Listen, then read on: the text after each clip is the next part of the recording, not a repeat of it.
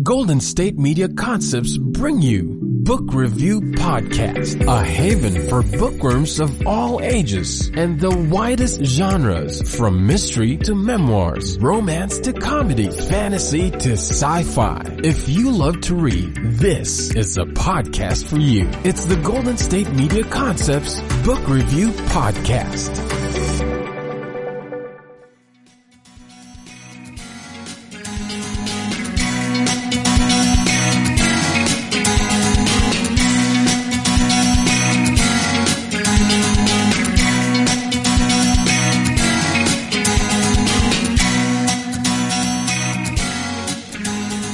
Hello and welcome to the GSMC Book Review Podcast, brought to you, of course, by the GSMC Podcast Network. I am your host, Sarah. It is Friday, and it's our second episode of the week, so thank you for joining me yet again for another author interview. If you listened to the last episode, you know it was a little bit crazy this week in terms of scheduling, but everything went okay, and we had the interview yesterday, and I am posting the interview today, just as I said that I would hopefully do. Now, that does not mean yesterday was not without its craziness. Hubby is getting better, but he had a bit of a setback yesterday. Not like last weekend when he was way sick, but not great. Ended up staying home in bed yesterday with the nausea and just once with the throwing up, thank goodness. So I ended up coming to the office myself, leaving him at home, which if he had been worse, I would not have done, but he was doing okay enough for me to leave so I could do the interview and also run a couple of meetings that he had on his schedule yesterday that needed me to take over since he was at home. So that was yesterday, but it all worked out okay. I was a little worried that one of the meetings might run over and then I would have to send Logan another email saying, I'm so sorry, we have to reschedule, but no, it worked out, and I'm very happy it did. I had a lovely conversation with Logan, which you will hear in a few minutes. That's the week here. I hope your week is also going well, or has improved if it was not going well at the beginning of the week. But yeah, I hope you're having an okay week.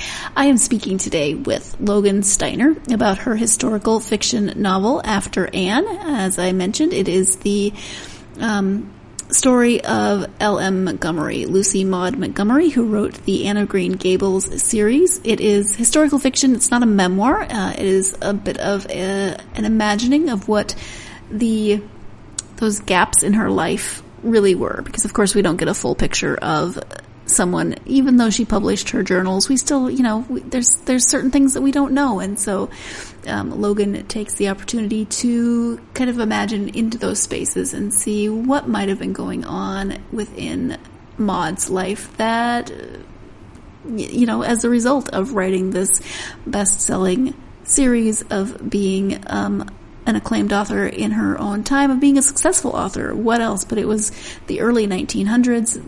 Cultural norms were different. She was a successful woman, also trying to have a family and navigate everything that meant. So let me give you the description of the book. Again, it is called After Anne. As a young woman, Maud had dreams bigger than the whole of Prince Edward Island. Her exuberant spirit had always drawn frowns from her grandmother and their neighbors, but she knew she was meant to create, to capture and share the way she saw the world. And the young girl in Maud's mind became more and more persistent. Here is my story, she said. Here is how my name should be spelled. Anne with an E. But the day Maud writes the first lines of Anne of Green Gables, she gets a visit from the handsome new minister in town, and soon faces a decision. Forge her own path as a spinster authoress, or live as a rural minister's wife, an existence she once called a synonym for respectable slavery. The choice she makes alters the course of her life. With a husband whose religious mania threatens their health and happiness at every turn, the secret darkness that Maud herself holds inside threatens to break through the persona she shows to the world, driving an ever-widening wedge between her public face and private self, and putting her on a path towards a heart-breaking end. After Anne reveals Maud's hidden personal challenges while celebrating what was timeless about her life and art, the importance of tenacity and the peaceful refuge found in imagination. So again, that is the description of After Anne, a novel of Lucy Maud Montgomery's life. The author is Logan Steiner, and I have a confession for you. I did not read Anne of Green Gables as a child. I have actually only read the first one, and that was within the last 2 years, I think. I finally got around to it. I don't know why. I asked my mom the other day if she'd ever read them, and she doesn't think she read them either, which, you know, she would have, if she had read them as a kid and loved them, she would have bought them for me, of course. So having not read them, maybe they weren't on her radar. But as much as I loved Little House on the Prairie, and as much as I loved the Betsy Tacy series, loved that series. Also Maud Hart Lovelace. And this Anne of Green Gables reminds me a lot of different elements of both of those books. So it would have been right up my alley as a kid, but I did not read them. I knew as I got older and started hearing more about them, and then of course recently the Netflix series came out. That may be what finally prompted me to actually read the first one, and the rest of them are still on my TBR. But you know, there's been movies. There's a huge fan base for this series, and I am glad that I'm finally getting around to reading them, but surprised that they were not on my childhood reading list. But let's let Logan talk about this work of really passion and love of hers, because she did read the series as a kid, and she did love Anne and Maud as an author. And so she's going to talk about the book and what brought the book about, etc. Once again, the book is called After Anne. The author is Logan Steiner. Let's go to that conversation with Logan. Hi, Logan. Welcome to the podcast. Hi, so happy to be here. Thanks for having me on. I am very happy to have you here. We're going to talk about your book called After Anne. But before we get to the book, I would love if you would just take a moment to introduce yourself, let my listeners get to know you a little bit. Absolutely. So my name is Logan Steiner. I am a writer, lawyer, and mom of a 2.5-year-old living in Denver, Colorado. And life is one big balancing act these days. But you know, I love it. I love kind of the balance of all of those roles. Yes. And I've said this before, so people who have listened to the podcast for a while will have heard me say it before, but I'm amazed at how many authors I speak to who either are or were lawyers. It kind of seems to be somehow co-careers. Yes. I think it's a pretty common path. You know, I think that a lot of people go into law because they like to write, and it's kind of a predictable career route for those of us who are risk averse and kind of fairness, justice oriented, and want a career that involves writing. But have these kind of creative dreams on the side. I think law is a frequent route. And then I think, lawyers will find their creative dreams sometimes along the way. For me, it was kind of the opposite. I always knew I wanted to write, and law really made sense to me as the day job career that would be a good fit. And so I went into it always with the aim of writing on the side. Yeah, makes sense. As I mentioned, the book is called After Anne. It is historical fiction. It's not a biography of the life of Lucy Maud Montgomery, or L.M. Montgomery, as many people will know her. She did write the Anne of Green Gables series, much beloved by many, many readers. Can you give an overview of the story? Yes. So After Anne, tells the story of Maud. So Ella Montgomery went by Maud. It's really a story of, tremendous success against all odds of a woman who grew up in rural Canada, and was mostly raised by her maternal grandparents. Her mom died, when she was 21 months old. Her dad was kind of in and out of the picture. And her grandparents were not supportive of her creative dreams, and, didn't really expect to be raising another child at the time that they, had her to raise.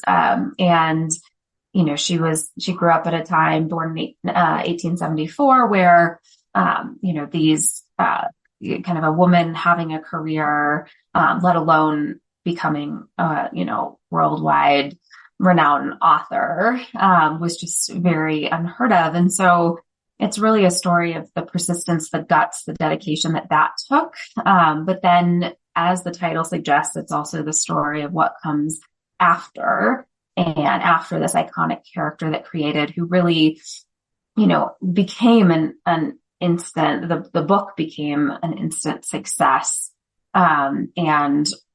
She was very successful in her time, but then what are the implications of that? Implications on marriage, on motherhood, the demands of the readership, and this big public face that she had to navigate. Those are all things that the book explores, really focused on that, what comes after the dream come true.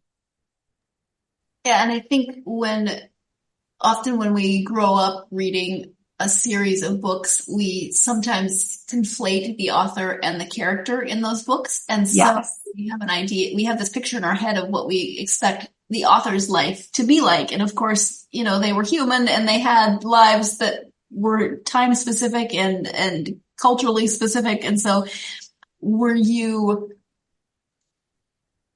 there any trepidation about writing a story about such a beloved author, and kind of not necessarily bursting that bubble for people, but, presenting a realistic picture of an author that they may have put up on a certain type of pedestal?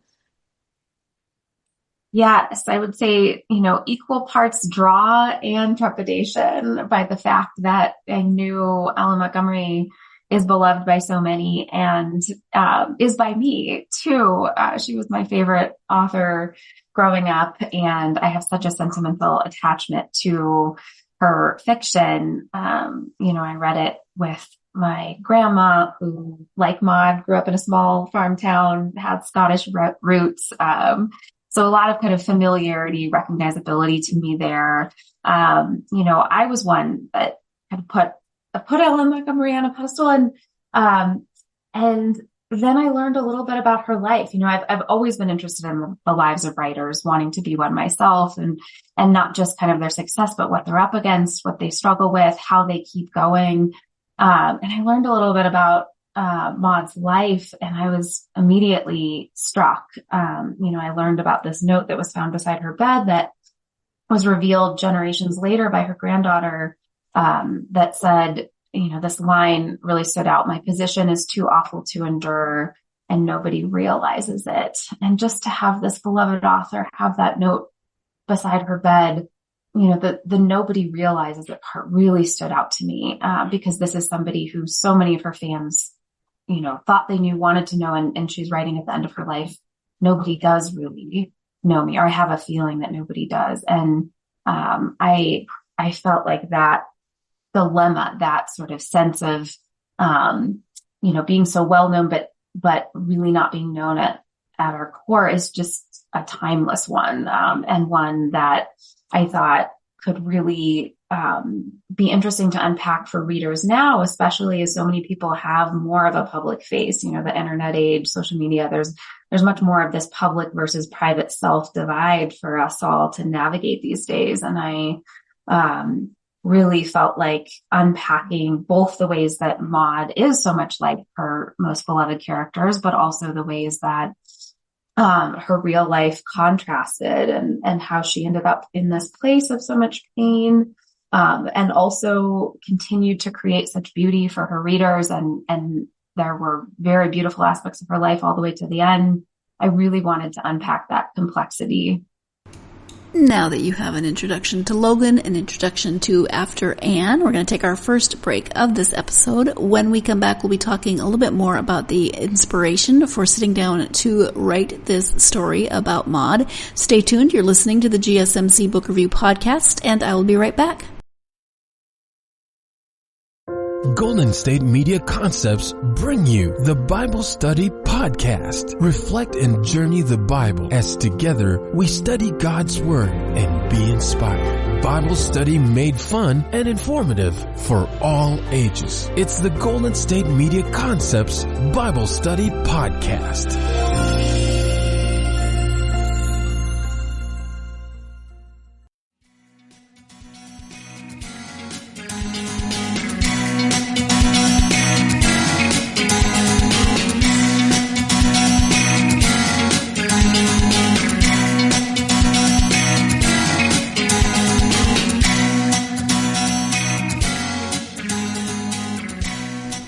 Welcome back to the GSMC Book Review Podcast and my conversation with Logan Steiner about her novel, After Anne. Let's go ahead and return now to that interview. And so was that the note basically saying that she, that implicates that she most likely did commit suicide? Was that really your jumping off point or your inspiration for sitting down to write the book? It was. I will say that was what drew me deeply in. I had the spark of interest and I wanted to write historical fiction about a writer's life who had meant a lot to me. That was, the initial sort of draw. And as I was considering writers, Maud was very much at the top of my list, but then learning a little bit more about these more recent revelations about her life, I was really hooked in. So yes, that was kind of what drew me most deeply into her story. Makes sense. Yeah. Can you talk a little bit more about Maud? This is historical fiction, so she's both a character as well as a real life person. So talk a little bit about her as the protagonist and what's going to resonate with readers. Yes. So, I think that readers who are Anne lovers, will love the ways in which you can see Maud as like Anne or like Emily, another one of her main beloved characters. The determination, the creative drive, the deep emotions, the deep connection to nature. Those are all defining characteristics of Maud as well as her beloved characters.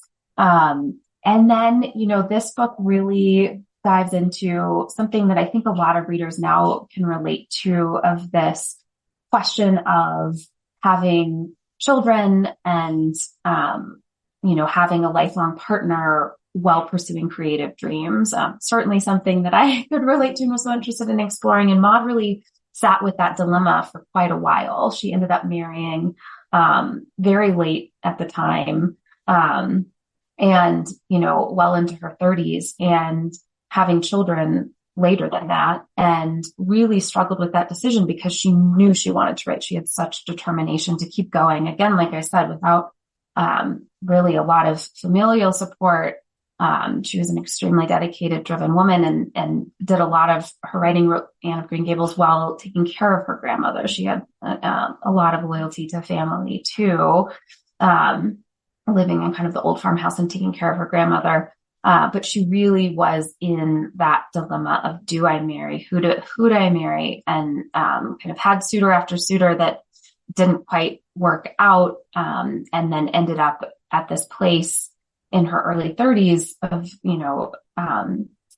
this word spinster becoming, looming, and all of the kind of judgment in society at that time around that word. And that's really where a lot of the book situates her, in that kind of dilemma, and then, explores what comes after her choice to marry and to have children and to continue to pursue her creative dreams.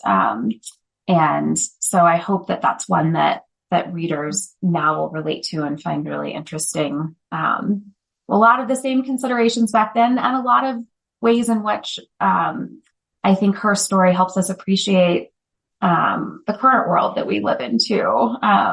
Different norms around, this idea that you can pursue dreams single-mindedly, that there different options for having children without being partnered, different norms around divorce, a lot of those sort of modern norms that I think her story really helped me appreciate. That was one of the initial things that jumped out at me as I was reading. I kept doing the math. I tried to figure out, so she's mid-30s. She's not married yet, but I know she does get married. When does she have her first child? With all the talk of geriatric scenes, and people kind of freak out about that. And I kept doing the math, like, wow. Yes. 37. Yes. Which was also when I had my first. So I know very well what that feels like, but it was a very different, 37 was very different back then than it is now. Right. Yeah. And so what were some of the challenges to writing a character that is fairly well known, but writing her as a mostly fictional, not mostly, you understand, writing her as a fictional character. Yes. Fiction. Yes. Hugely challenging. And that is, why this book went through so many iterations for me. I really wanted to get her as right as I could, and it took lots of rounds of edits, lots of kind of deep soul searching. I think, I really thought that fiction, had something to add to, what is already there, which is, a wealth of, scholarly work about Maud, a really comprehensive and beautiful biography called Lucy Maud Montgomery, The Gift of Wings by Mary Hanley Rubio, and Maud's own journals, which is another part of the fascination, and something that I think readers who journal will be particularly interested in. She kept lifelong journals, and she intended them for publication after she died. And not only did she keep them, but she edited them. And just what that kind of project is to take this sort of personal expression and then think about making it public. I just think that's so fascinating. But the fact that these journals were out there, the fact that the biography is out there, so much has been written about her. I thought that fiction had a place to add especially when I learned about the fact that she edited her journals, the fact that largely the last several years of her life are missing from those journals. And there's a mystery around that the book explores. And that we know, that she razored out pages, even of the recopied versions, that there are, a lot of holes. For instance, her husband, the majority of her life features very, very little in her journals. And so I kind of took,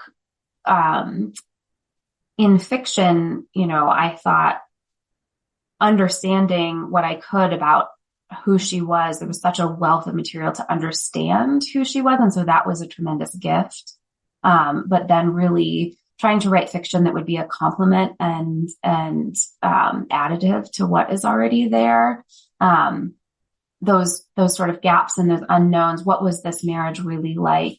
And what really was happening in those last few years? What led her there? What led her to potentially not want those last 3 years to be part of these published journals? Those were sort of animating questions that I came to along the way. And the fact that we will never know exactly the truth based on the material that we have. That's where I felt like fiction had a space. And, so as difficult of a project as it was, I really, I kept coming back to this sense of Maud is somebody who really wanted to be known. You can see that by the fact that she published her own journals. And I think that there were ways that she felt like she couldn't be understood back in her day, that I think we can understand now. I think, in our world now, there's a lot more understanding around mental illness, for instance, which is something that the book explores, that at the time she kind of buried as so deeply shameful, and both with her son, her husband, herself. And I think that there are ways that we can understand, wrap her up, love her, in ways that I think she would have wanted to be back in her time. And so that was really what kept me going, was feeling like there was value in the light that I could shed now on her story. you actually hit upon a couple of follow-up points that I was going to make as you were talking. One thing I found really compelling was the editing of the journals, the burning of things at the end. I just wanted to, whether the real Maud burned everything that she burns in the book, or what, but either way, fictional Maud or real Maud, I just wanted to go back and say, no, don't, please don't stop doing that, but because you mentioned, we do have more openness about mental illness now. It's a little bit easier to be more vulnerable in those sorts of things. But in that time, we just, so many things weren't talked about. So it's understandable that she would edit so much out of her life, but it also makes me sad for her, for the people who, wanted to know her more fully. Yes, absolutely. And, fire is a theme throughout the novel, and that's, straight from her journals and what we know about her. She did burn her first ever journal, deciding that it was too juvenile and she was embarrassed about it. And then she burned papers at the end of her life. We don't know exactly what, of course, because they don't exist, but, I think, fire and, the brush fire that you read about in the book, the fire, it was a big fascination for her always. And I think it has this kind of immediately transparent symbolism for somebody who did feel like her life was so public. You can just feel her desire to carve out some privacy, some private space within that. I very much relate to your sadness of just wishing that she would have, felt like there was more room in the world to share and more room in the world to understand her true self and what she was going through. Yeah, and how much different might her life have been if she had been born in a different generation, because divorce would have been a more feasible possibility. She might have not gotten married at all. She may have had children by other means or not had children because she different societal compulsions. But yeah, it's a book that's definitely sticking with me after I finished it, because I keep thinking about all these different things about her life that I just wish differently for her, Yeah, I'm glad to hear it's sticking with you. And I know it's that bittersweet pain. There's so much. I mean, there's so much to her. I couldn't get her out of my mind for 8 years, and she continues to sort of be a presence in my mind. I'm glad to know that it's had that sticking power with you. That means a lot. Yeah. So you're saying that Maud is in your brain like Anne was in Maud's brain? Not quite. So, readers will see Anne appears in Maud's mind in certain scenes in the book, and I had such fun writing Anne, and that really came from an entry in Maud's journals where she said that Anne had always been very real to her, so much that when readers would ask and she would say, "Oh no, she's not real," it felt like doing violence to deny her existence anywhere but fairyland, because she always kind of expected Anne to pop around a corner. And I have talked to other authors whose characters, especially when they write serial characters, that they do very much appear in their minds like that. It's funny. Non-authors have come to me like, was she, it's like a delusion. But I think authors who have really fallen in love or had a character kind of appear fully formed to them really relate to that. And I think it felt true to Maud. For me, it's less like she's, in my head speaking to me, and more that I am often thinking about her dilemmas, thinking about what she is, as you said, Sarah, what she would have been like in our time, what would have been available to her, and how kind of her life and all that she did with it, how that can help me make decisions in mine. You, as listeners, know from listening to the podcast that I am a classic overthinker, and I know that I would overthink writing any historical figure, especially one as beloved as Maud. So, definitely a challenge.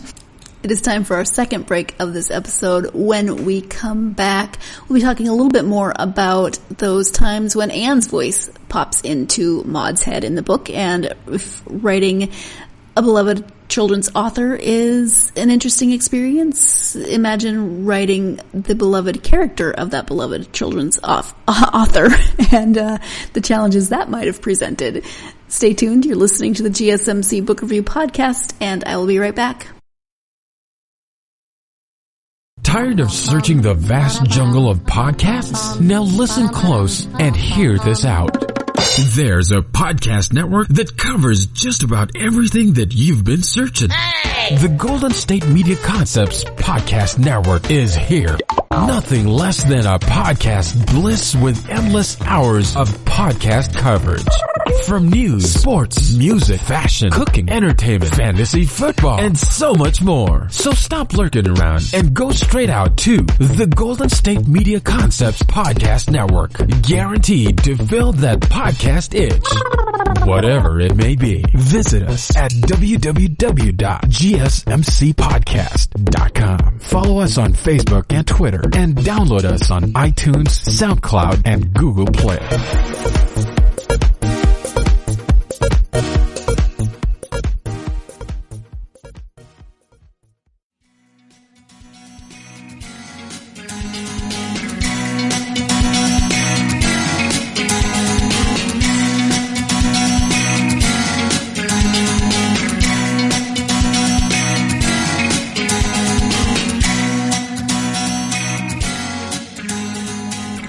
Welcome back to the GSMC Book Review Podcast. Let's get right back to that conversation with author Logan Steiner. So if writing about a beloved author is challenging in certain ways, and I'm sure joyful in certain ways, how were those parts where you were writing Anne's voice in Maud's mind? Because people know Anne so well. So I imagine that was probably fun and maybe a little nerve-wracking. Yes, both. Just like with writing Maud, both. And yet I will say that those scenes were some of my favorites to write. They came later and they sort of flowed out. I'm sure other authors have talked about certain times when the writing just flows and certain times when it feels really stuck. And those scenes where Anne appears were some that I was having so much fun. They just kind of came out in the page is how it felt. And that's always a joy when it happens. It's impossible to try to force it to happen. But I really enjoyed that and enjoyed thinking about this time in Maud's life, especially when she had Anne so close beside her and really had this kind of daughter figure. You know, she said that she would have named her daughter Anne if she'd had one. And I do think that Anne featured as kind of a daughter figure for her. And then we see through the book how her relationship with Anne changes. And I think that reflects so much about what was going on with Maud. But I do think she was kind of the daughter she never had.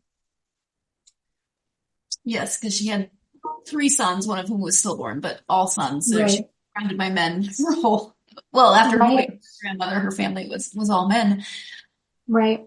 I would imagine you did a ton of research for this project. Are there any points of that research that particularly stand out for you? You know,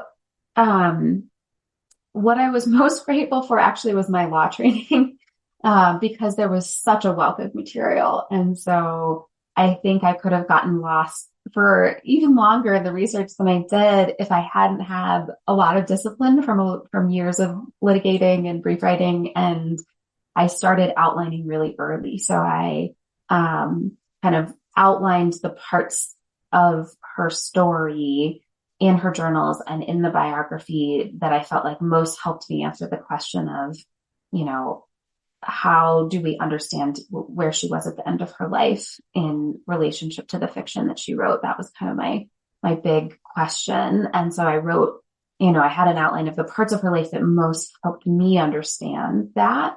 And then when I was going through all the other source material, I could pull just the bits that related to those parts of her life, and keep from getting sort of lost in just reading and not making progress toward writing fiction. So that was what really stood out to me in in the research process. And, and it kept going. So it was iterative where, as I was writing, I was always kind of cross-referencing to make sure I had things right. And then at the end, checking to make sure I had things right. So it was definitely not a one-stop, shop in terms of research. And the other thing I'm always fascinated about with historical fiction is, depending on the historical fiction and how well known historical characters are, that can affect character development. When you sit down to write characters, do you prefer to have a really good sense of that character before you start writing, or do you like to let the characters evolve as you write? So it's a great question. I am such a planner. I'm definitely, not a pantser, as they say in the, and so I had a detailed character sketch of each character. And character / person makes it even more complicated, right? I really wanted to get the most in-depth understanding of character and motivation that I could. And I will say that understanding, particularly of Ewan, Maud's husband, changed as I went. And so, I planned a lot, and a big part of my writing journey was getting kind of looser in the joints and allowing the characters to evolve on the page, allowing my understanding of Maud to deepen kind of draft after draft, allowing my understanding of Ewan and what was really going on with him, and trying to find the most empathy I could evolve as the drafts went on. That was some of my kind of biggest work as an author, to let those things evolve and not be too stuck in my original vision. Yeah, Ewan as a character is interesting because there is so little known about him. It would be, that's another thing that I would love to go back in a time machine and just find out what exactly was going on with him and in his view of etc. Me too. Yes. And that's where, he features so prominently in After Anne, because again, there is less known about him. And so I felt like there was more room for this fiction imagination to play there. And in Mary Henley Rubio's biography, there are, interviews with people who knew him directly. And so that was a good window, that Maud's journals don't necessarily provide into Ewan and his psyche. And so I did have a lot, of wonderful source material to go on there, but he's a complicated man. And so, to really get to my own best understanding of him took a long time. Sure. Yeah. What about this genre draws you to writing historical fiction? For me, there are a lot of historical fiction writers who come to historical fiction because they love history and they love periods of history and they want to immerse in those periods of history. I like history, but I am so much more fascinated with creativity, how it works, how it functions, how to keep it alive, how it adds to a life, how it can detract from it, how it can make a life more complicated. So the way that I came to historical fiction was really through this kind of biographical fiction angle of, I want to understand a person deeply, who wrote, whose writing I so admire, rather than being interested in kind of a particular historical time or period. Makes sense. Are you working on anything currently? I am, and I think, given what I just said, maybe less surprising that it is not historical, it's contemporary fiction, kind of an intergenerational family story with interweaving narratives. And it is the through line from After Anne to what I'm working on now is this fascination with the creative life, creative dreams realized, creative dreams thwarted, and also, another theme, kind of shame and secrecy, how shame and secrecy can really fester, and how important truth can be in family relationships. So some continuing themes, but a different kind of book in what I'm writing now. I do, want to write work, along in the same vein as After Anne, about other, writers, creators, that I really admire. The one that I'm writing now is what I'm really drawn to right now, but I very much, this book is kind of intimidating and hard as it was. It was so rewarding, to sit with another person's life who I deeply admire for these years, that I want to do that again. I would imagine, as I'm listening to you, you said you're a planner, so I think that comes into play here. Talk about balancing having a day job, being a full-time lawyer, writing, and being in a relationship, being a wife, being the mother of a toddler. How do you go about fitting that all in? It's different every day. I say the word balance, and I feel like that's kind of a misnomer. I use it at the beginning, but it's as if like the scales could ever be perfectly balanced. They never quite feel like that. I really have found that they each provide something that helps. It's hard. For a long time I was really uncertain about having a kid. It was, a many years conversation, like a 17-year conversation between me and my husband. We've been together since college, and we thought we didn't want kids for a long time. And, it was really, a lot of my concern was a lot of what Maud's concern is in this book. And one of the reasons I was so drawn to her was this, like, can I really pursue these creative dreams that I have? And it took years to really get those off the ground after starting down the law route. I had this ideal notion that I would be, writing while I was in law school, completing, novels kind of all along the way. And that didn't happen for a while.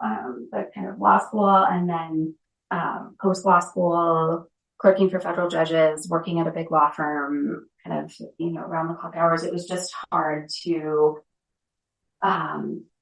find the time to dedicate. And I really I never got, it's so much about habit, and I never kind of got the habit ignited. And once I did, it really, I then kind of managed to move into successive law jobs that are, more and more, I'm specializing in brief writing coaching, in the aspects of the law that kind of feel most like me. And that has allowed me to carve out, more space. I now work fully remotely for a Chicago law firm, and that, has allowed me to carve out more space for the creative work.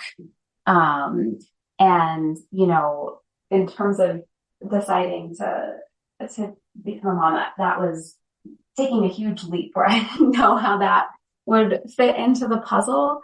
But it's turned out to just be, a real compliment. I think, my law work and creative work are now feeling as complementary as they ever have. It's never perfect. But being a mom has just made me kind of relax into myself more. The planner in me is a little bit, more relaxed about things, and letting things be good enough, and letting what I'm able to do in a day be enough. I don't know, for many people, I think parenthood does the opposite. And so it's kind of interesting to me, but I think the lesson that my daughter sort of taught me in particular from early on was how much I could control. And so it's just been this kind of beautiful exercise in letting more go, which I think has allowed me to find little by little more freedom on the page when I'm working and more ability to really kind of focus on what is most me in my law career and set better kind of limits and boundaries around that. Thank you for kind that. of a long-winded answer. You can feel free to trim that down, but it's important. Yeah. It doesn't always work perfectly immediately. And so the process and the evolution, I think, is important to hear. Yes. Oh, yes. Very much a process that I'm still in. So you mentioned that you've always wanted to write. You do write even as a lawyer. It's a different kind of writing. What was the impetus then that made you decide, yep, I'm now going to take that step and try to write for publication? Oh, it was actually losing my brother tragically. So my younger brother, died suddenly in 2014, and it was such a shock and such a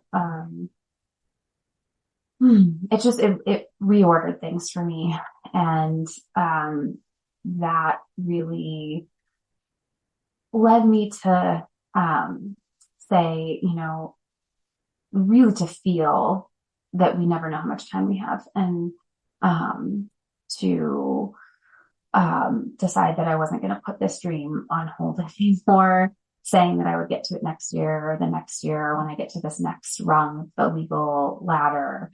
And so the summer after my brother Ben passed away, I asked my firm for a 6-month unpaid leave of absence, and my law firm was wonderful about it, and they supported it. It was in large part because I'd been there and I put in the work and the time, and I was known. Kind of they knew me, understood me at that point. I had been there 6 years, and they were really supportive, and I'm so grateful for that because it really was, like I said, I needed to develop new habits. And I really needed to immerse. And so I took those 6 months, and that's when I did most of the research for After Anne. And I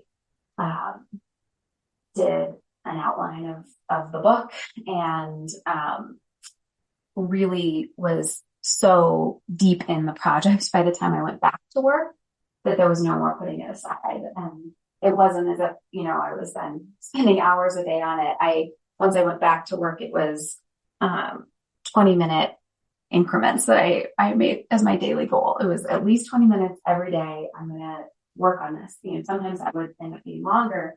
But that was my daily minimum. And once I had gotten deep into the project and gotten in the habit of writing, that was enough to keep me going. But yeah, it was really kind of a reordering out of a tragic loss, and feeling inspired to write for my brother too. He really expressed himself beautifully in writing always. And, so it was a dual dream that I felt like I wanted to pursue, and that was part of it too. So, in some ways that's a gift that you got out of a tragic event, not to minimize the event in any way. Right. That's awful, but it's wonderful that you were able to take that and utilize it in a way that is, it's also a tribute to your brother now. Yeah, absolutely. Yes, it's, I don't know. I think it's, that kind of old adage of it's not what happens to us, it's what we do with it. And, I'm really, it was a slow process, and a lot of, working through the pain before I got to the point of, it wasn't like this happened and I immediately started writing. It was a lot of processing the pain first, but I'm so grateful that I did, and that it really, it clarified things for me. And that's, just kind of the best way for me to think of him and his spirit living on.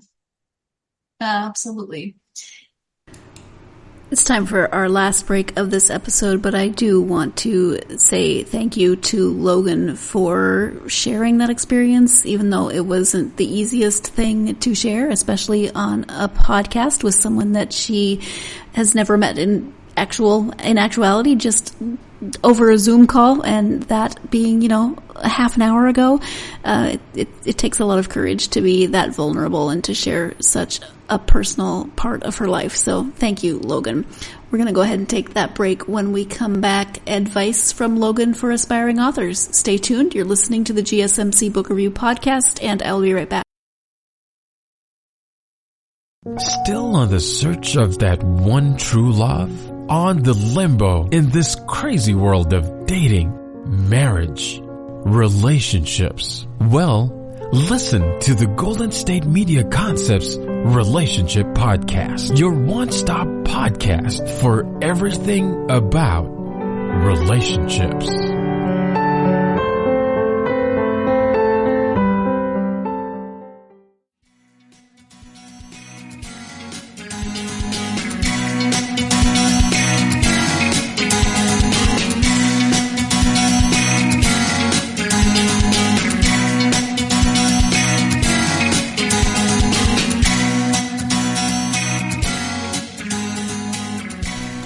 Welcome back to the GSMC Book Review Podcast and the conclusion of my interview with Logan Steiner.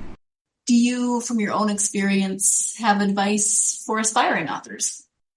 Yes. Yes and no, because, there's no one way. I'm always saying this when I coach associates in writing, that there are so many different ways. There's no right way to go about it. And so I think, first of all, this idea of finding your own way. I read a lot of writing books before I started to write. And when I started to write, I wasn't reading writing books anymore. And I think, finding what works for you is a big piece of advice. Not to say that there aren't wonderful writing books out there. There are. And they can really help when you're in times of being stuck.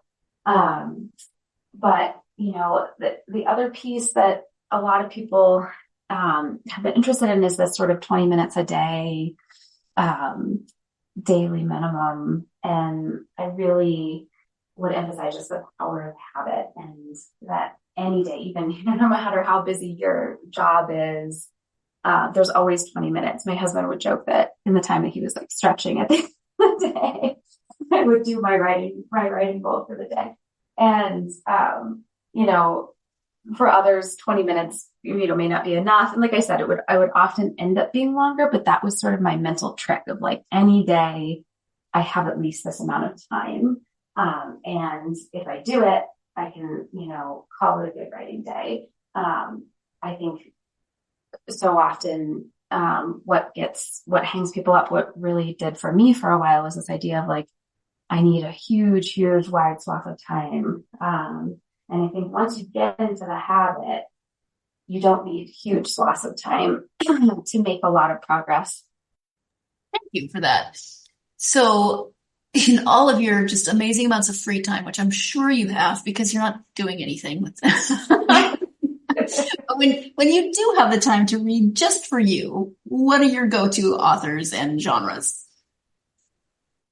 Oh my goodness. Well, I read a wide variety. I do love historical fiction. I love contemporary fiction. I just finished Tom Lake by Anne Patchett, which is just so wonderful. And in the middle of reading Burnham Wood for book club right now. So, I read a wide variety. I'm really looking for, characters who make me stop and think about life. I'm a character-driven reader, just like I'm a character-driven writer. And I'm also always looking for books that make me stop and underline things. So I am like a quote junkie. And for me, there's the experience of kind of a pleasurable fast read, but then there's, the books that are really, my favorites. My favorite of all time is Gilead by Marilyn Robinson. Ones where I feel like there are lines that make me just halt in my tracks and want to keep them and wrap them up and have them for, the times that I need them. I love that. What's the favorite book you read with your toddler currently? Oh, that's a great question. So many. I discovered this book called Gustavo the Ghost for Halloween. My toddler is obsessed with Halloween, and she is in fact in ghost pajamas today that don't fit her anymore. They're her favorite outfit. She's been wearing them whenever they're clean since Halloween. And this book is just beautiful story of a shy ghost and how nobody's ever seen him. And he decides to perform. He's a violinist, and he decides to perform a concert. And of course, he's a ghost, so everybody kind of understands why nobody can see him because he's invisible. But then he plays his music and he becomes visible, and he forms all of these relationships out of it. So he's scared but brave is kind of the big message. And I have used that refrain with my daughter so many times since. It's such a helpful one.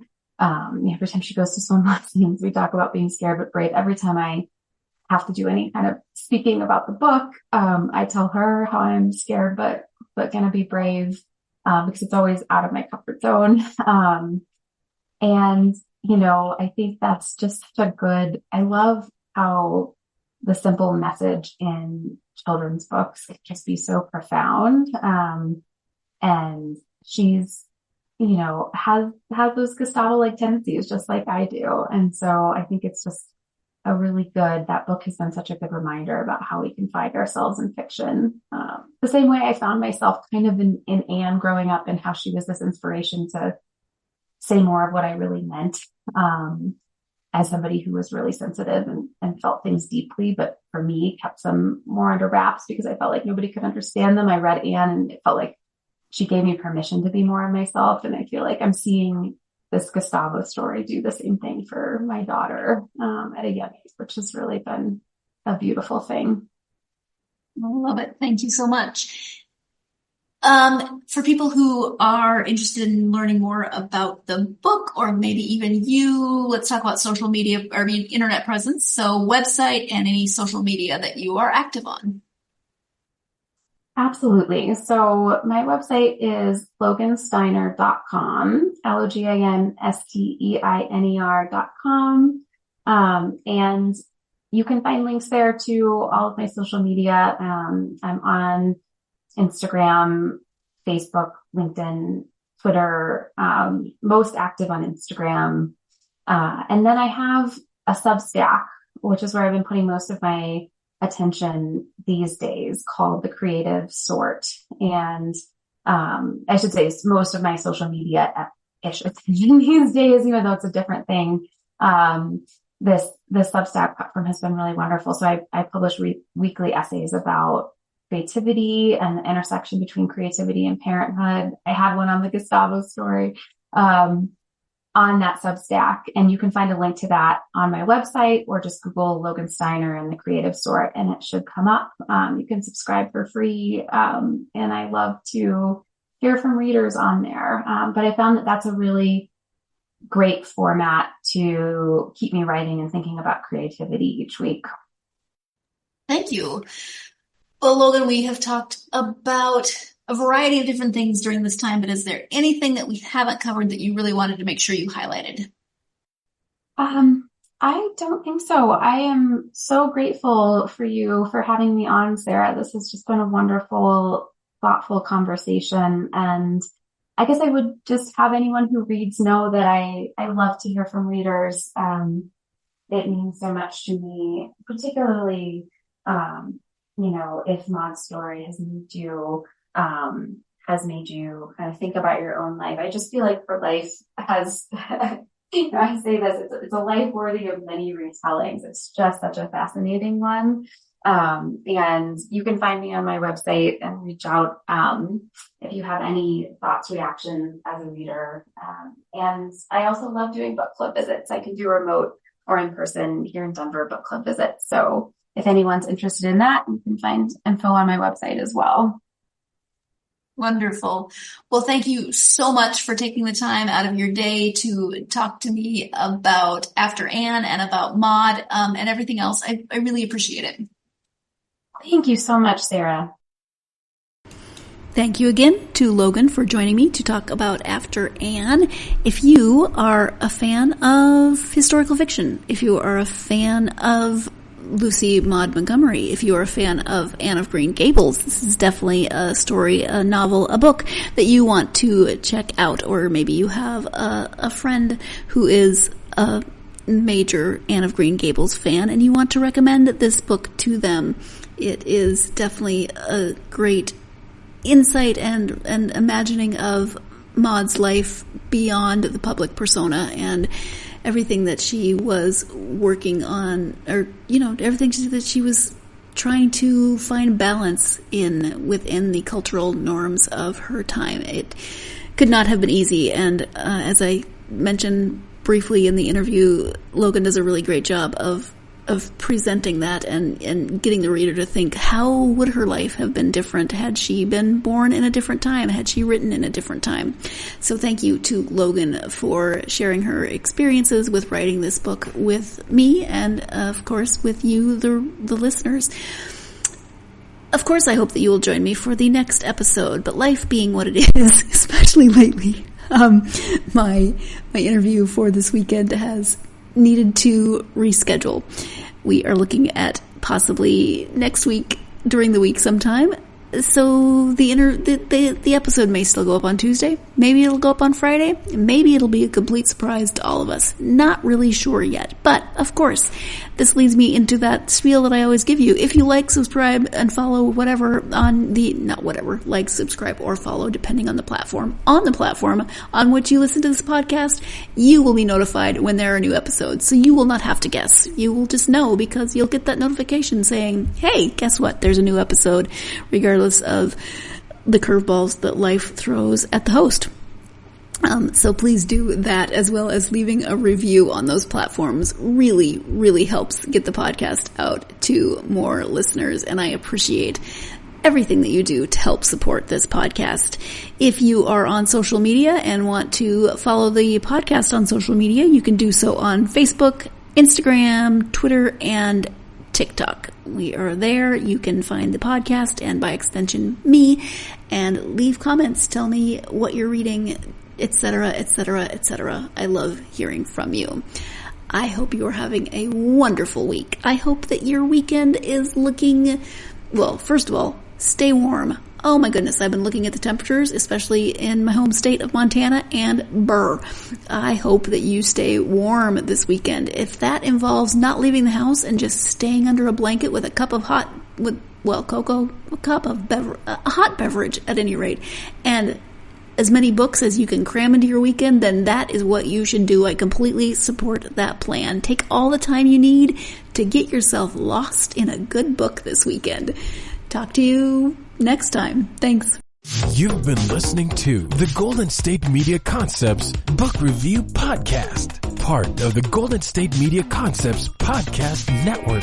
You can find this show and others like it at www.gsmcpodcast.com. Download our podcast on iTunes, Stitcher, SoundCloud, and Google Play. Just type in GSMC to find all the shows from the Golden State Media Concepts Podcast Network, from movies to music, from sports to entertainment, and even weird news. You can also follow us on Twitter and on Facebook. Thank you, and we hope you have enjoyed today's program.